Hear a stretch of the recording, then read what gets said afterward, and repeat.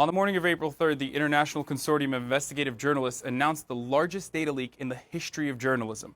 This leak contained 2.6 terabytes of information with over 11.5 million files that identified corruption among some of the top political figures in the world. At a size 1,000 times larger than WikiLeaks' Cablegate, this leak is known as the Panama Papers. And I will explain to you exactly what the hell is going on. Mossack Fonseca is a law firm based out of Panama, and they specialize in the creation of offshore companies.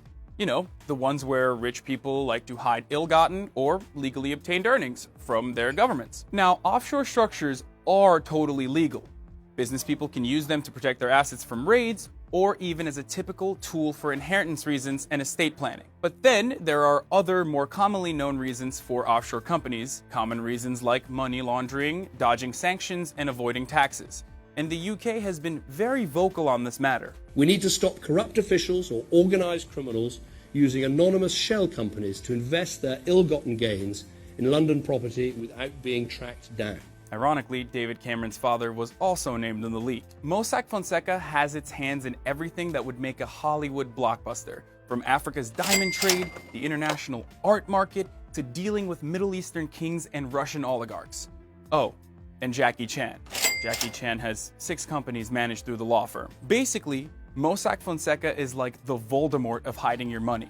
And so far, the 3 biggest names that came out of the leak have been Vladimir Putin, the Prime Minister of Iceland, and a brand synonymous with corruption, FIFA. The law firm has helped Vladimir Putin hide $2 billion in offshore banks set up under the names of 2 of his close acquaintances, and Putin is definitely not the worst person on their long list of customers. The leaked documents indicate that the firm's customers have included Ponzi schemers, drug kingpins, tax evaders, and at least 1 jailed sex offender. A US businessman convicted of traveling to Russia to have sex with underage orphans signed papers for an offshore company while he was serving his prison sentence in New Jersey. No, it was not Jared Fogle. Now, it's important to note that Mossack is the 4th biggest provider of offshore services. It doesn't even get a bronze medal in offshore structures.